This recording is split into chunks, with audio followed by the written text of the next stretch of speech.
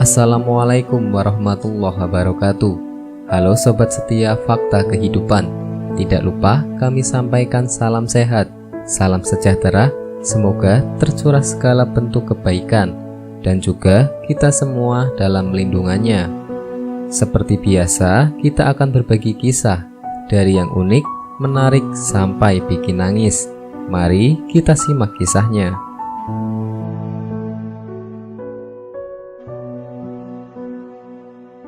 Kisah nyata.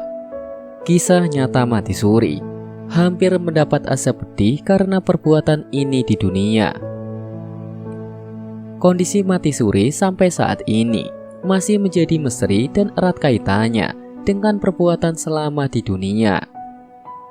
Fenomena mati suri yang cukup langka ini pernah dialami oleh Abadi, pemuka agama yang berasal dari Lampung Timur. Dalam istilah medis, mati suri biasa disebut Lascaris Syndrome, sebuah kondisi kembalinya fungsi jantung dan pernafasan. Sedangkan menurut agama, mati suri adalah kondisi ujung tali roh terlepas dari jenazah masih hidup karena ujung lainnya masih terikat, mirip seperti orang tertidur. Saya mengalami mati suri, itu selama 12 jam. Waktu itu saya mengalami kematian dan merasakan roh saya keluar dari tubuh.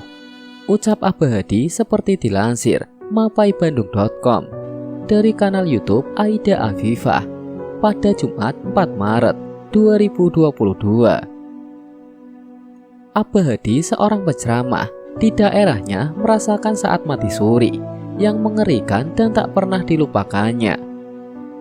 Narasumber dapat merasakan dirinya tengah dimandikan, dikafani, disolatkan, dimasukkan ke dalam keranda, digotong sampai ke pemakaman, hingga kemudian dikubur. Peristiwa tersebut sangat nyata betul. Setelah jasad dikubur, saya mengalami kejadian yang sangat-sangat menegangkan dan menakutkan, tutur Abadi. Menurut pengakuannya, saat di alam kubur ia mengalami berbagai kejadian menakutkan yang tak pernah ia bayangkan sebelumnya. Saat saya menunggu malaikat mungkar dan nakir, itulah rasa yang sangat luar biasa cemas, takut dan segala macam saya rasakan, ucap Abadi. Saya menunggu kehadiran malaikat mungkar dan nakir dengan hati gemetaran dan luar biasa, sambungnya.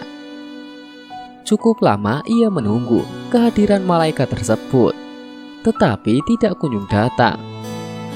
Dalam keadaan seperti itu, Abadi melihat sebuah kuali atau cawan yang sangat besar berisi air mendidih di atas kepalanya. Kuali tersebut berisi air yang sangat panas dan mampu melelehkan apapun yang dilewatinya. Ibarat keluar air itu menetes di besi, langsung meleleh karena saking panasnya air yang mendidih itu, ucapnya. Menurut Abadi, saat itu tidak ada siapapun di sekitarnya. Hanya ada dirinya seorang diri dengan kuali tepat di atas kepalanya. Karena ada kuali di atas kepala, dengan sendirinya kepala saya bergerak melihat ke atas, kemudian mulut terbuka, menganga lebar, tuturnya. Seperti orang kehausan. Dan tahu-tahu kuali itu miring, seperti ingin mengalirkan air, sambungnya. Ketakutan semakin menjadi, karena kuali tersebut semakin miring ke arah mulutnya. Abadi kemudian mencekik dan menjerit, dan meminta pertolongan kepada Allah Subhanahu wa Ta'ala. Saat situasi semakin genting dan menegangkan, tak lama ia mendengar suara teguran berupa kutipan ayat Al-Quran surat Al-Ahzab, yang artinya, amat besar kebencian di sisi Allah, bahwa kamu mengatakan apa-apa yang tidak kamu kerjakan. Quran surat Al-Ahzab ayat 3. Kenapa saya dapat teguran seperti itu? Saya teringat dan menyadari yang dilakukan dunia dulu, tutur Abadi. Selama ini saya senang ceramah dan khutbah mengajak kebaikan. Ternyata ceramah yang saya lakukan selama ini belum pas dengan perbuatan saya, sambungnya. Singkat cerita, salah satu anggota keluarga Abadi mendapatkan firasat keberadaan dirinya yang masih hidup. Mereka membongkar makam dan mengeluarkannya dari dalam kubur. Saat saya sadar, semua orang tercengang dan campur takut karena posisi saya sudah dikafani jadi tidak percaya kalau saya hidup kembali, ucapnya. Di akhir kisahnya, Abadi masih memperbaiki diri agar siap menghadapi kematian yang sesungguhnya. Namun usai kejadian dan pengalaman mengerikan mati suri tersebut, Abadi tidak mengisi undangan ceramah sampai saat ini. Semoga kisah di atas bisa menjadi pelajaran untuk kita semua.